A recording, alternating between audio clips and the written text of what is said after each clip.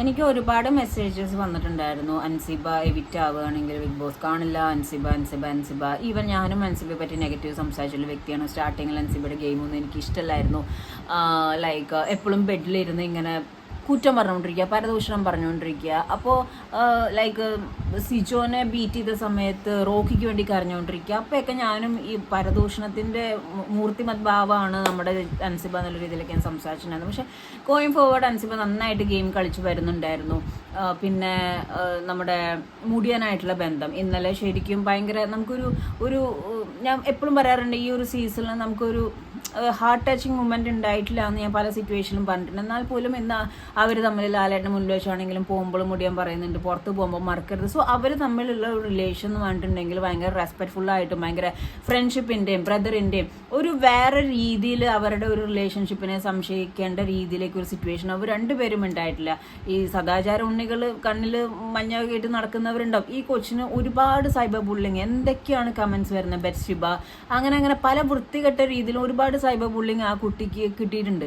അതിപ്പോൾ ജാസ്മിൻ്റെ PR ആയിരിക്കാം, അല്ലെങ്കിൽ റോക്ക്, എന്തോ എനിക്കറിയത്തില്ല. ഒരുപാട് പറയാൻ പാടില്ലാത്ത രീതിയിൽ ഒരുപാട് കമൻസ് ഈ കുട്ടിയുടെ അടുത്തേക്ക് വന്നിട്ടുണ്ട്. പക്ഷേ ഈ കുട്ടിയെ സംബന്ധിച്ചിടത്തോളം അവിടെ ഇനിയും മുന്നോട്ട് പോകാനുള്ള ഒരു വ്യക്തിത്വം ഉണ്ടായിരുന്നു. അതേപോലെ ഇറങ്ങിയതിന് ശേഷം, എയർപോർട്ടിൽ നിന്ന് ഇറങ്ങിയ ശേഷം ഇൻ്റർവ്യൂ അറ്റൻഡ് ചെയ്യുമ്പോഴും ഒക്കെ ഉള്ള ജാസ്മിന് വേണമായിരുന്നു എന്ന് പറഞ്ഞിരുന്ന കുറച്ച് ക്വാളിറ്റീസാണ് ഞാൻ പറയുന്നത്. എങ്ങനെ ബിഹേവ് ചെയ്യണമെന്ന് അറിയാം, എങ്ങനെ സംസാരിക്കണം എന്നറിയാം, സിറ്റുവേഷൻ ഹാൻഡിൽ ചെയ്യാൻ അറിയാം, ഒരു പേഴ്സണാലിറ്റി ആറ്റിറ്റ്യൂഡൊക്കെ അൻസിബയുടെ ഭാഗത്തുനിന്ന് എനിക്ക് റിയലി ഫീൽ ചെയ്തു. നല്ലൊരു വ്യക്തിത്വമുള്ള കുട്ടിയായിട്ടാണ്. ഇതൊക്കെ വീട്ടിൽ നിന്ന് പഠിക്കുന്ന സംഭവങ്ങളാണ്. കാരണം അവിടെ റിയാക്ട് ചെയ്യുന്ന സമയത്ത് റിയാക്ട് ചെയ്തിട്ടുണ്ട്, മാന്യമായ ഇത് സംസാരിക്കുന്ന സമയത്ത് സംസാരിച്ചിട്ടുണ്ട്. മുടിയനാണെങ്കിലും ഭയങ്കര ഒരു ബ്രദർലി ഫീൽ കൊടുത്തിട്ട് അവർ പുറത്തിറങ്ങിയാലും നല്ലൊരു കോംബോ കാര്യങ്ങളുണ്ടാവും. അപ്പം ഇവിടെ എനിക്ക് പറയാൻ തോന്നിയത് എന്താണെന്ന് വെച്ചാൽ, ഈ സൈബർ ബുള്ളിങ്ങിൻ്റെ കേസ് ഭയങ്കരമായിട്ട് അൻസിബ എഫക്ട് ചെയ്തിട്ടുണ്ടാവും. അതേപോലെ ജാസ്മിൻ്റെ PR വർക്കിൻ്റെ ഇത് ഭയങ്കരമായിട്ട് എഫക്ട് ചെയ്തിട്ടുണ്ടാവും.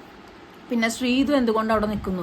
ശ്രീധുവിന് തമിഴ്നാട്ടിൽ നിന്ന് ലോറി കണക്കിനാണ് വോട്ട് വന്നുകൊണ്ടിരിക്കുന്നത്. ആൻഡ് സീരിയൽ റിലേറ്റഡ് ആയിട്ടുള്ള വോട്ടും വരുന്നുണ്ട്. അവരത് പോളിങ്ങിൽ കാണിക്കുന്നില്ല എന്നായിരിക്കും, ഡയറക്റ്റ് കാണിക്കുന്നുണ്ടാവും. അതുകൊണ്ട് തന്നെയാണ് അവിടെ നിൽക്കുന്നത് ശ്രീധു. അതേപോലെ അർജുൻ എന്ന് പറയുന്ന വ്യക്തിയാണെങ്കിലും ഈ ശ്രീധു കോംബോ റിലേറ്റ് ചെയ്തിട്ടായിട്ടുള്ള സംഭവങ്ങളൊക്കെ വെച്ചിട്ടാണ് അവർ രണ്ടുപേരും അവിടെ നിൽക്കുന്നത്. അൻസിബ വെച്ച് നോക്കുമ്പോൾ ഇപ്പോഴും ഞാൻ പറയാം, അൻസിബ അപ്സരയും വെച്ച് നോക്കുമ്പോൾ ഉറപ്പായിട്ടും ശ്രീധുവാണ് എവിറ്റാണ്. പക്ഷേ ശ്രീധുവിന് കിട്ടുന്ന ഒരു തമിഴ്നാട്ടിൽ നിന്നുള്ള ഒരു സപ്പോർട്ടും ഏഷ്യനെറ്റ് അവരൊക്കെ പോളിലിടാതെ ഡയറക്റ്റ് ശ്രീധുവിനെ വോട്ട് ചെയ്യുന്നതുകൊണ്ടാണ് ആ വ്യക്തി അവിടെ പിടിച്ചു നിൽക്കുന്നത്. അല്ലെങ്കിൽ ഇറങ്ങേണ്ട സമയം പണ്ടേ കഴിഞ്ഞു.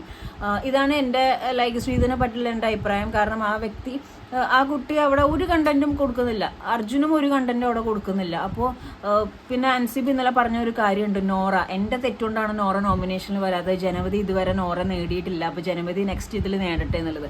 അപ്പോൾ അടുത്ത ഇതിൽ നോറ നോമിനേഷനിൽ വരണമെന്നും ജനവിധി എന്താണെന്ന് അറിയണമെന്ന് ഈവൻ ഞാനും ഭയങ്കര വെയിറ്റിംഗ് ആണ്. നോറ അവിടെ വേണോ വേണ്ടേ എന്നുള്ളത് നിങ്ങളുടെ ഓരോ വോട്ടും വിലപ്പെട്ടതാണ്, ശ്രദ്ധിച്ച് ചെയ്യുക.